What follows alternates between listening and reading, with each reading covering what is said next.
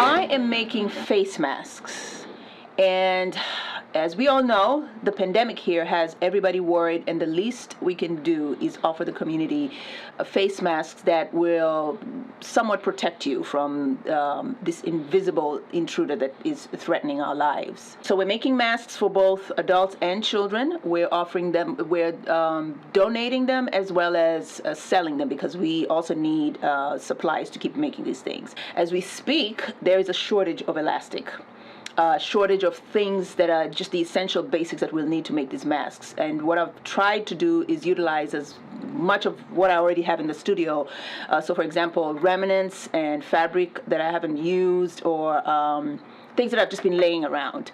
And so we've been able to serve a lot of people to date since I made the announcement. Everyone is concerned about staying alive. So we decided, instead of sitting around and just worrying ourselves to death, why not take the talent we have and turn that around and use it for the betterment of our community. So we're not selling any clothing. I mean, all the operations have stopped, but the essential part of our work is that we can create masks that people desperately need. So from hospitals to our homeless folks, I've been in touch with the Y. I'll be making some for them, making some to go to hospitals. So we're just inundated with requests from as far as I have friends in Florida, friends working in hospices in Florida who are using the same stuff. I mean, we've heard all these things that are healthcare workers needing to repurpose or reuse what should not be reused. So we're doing our part, however small it is. I wish there was more people who could sew, but this is where we are, and we're doing the best we can with what we have. I have kind of brought this to a science, and we're tweaking it as we go to try and make as much as possible, and we're up to 100 masks a day. I wish we could do more, but that means I may end up, depending on how bad this thing goes, or how the need that we have for what I'm creating, I just might end up sleeping here to make sure that I get more out, because my phone is just ringing off the hook with people needing these masks. We might even transition to hospital gowns. I've been approached for that.